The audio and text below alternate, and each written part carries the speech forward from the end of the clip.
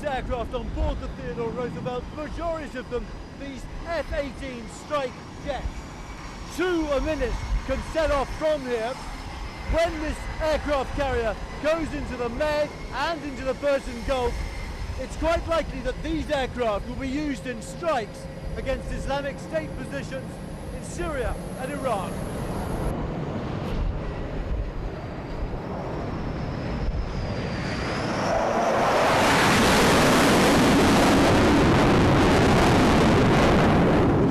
Have been flying now for about 90 minutes. It's pretty windy up there. The wind speed about 14 knots.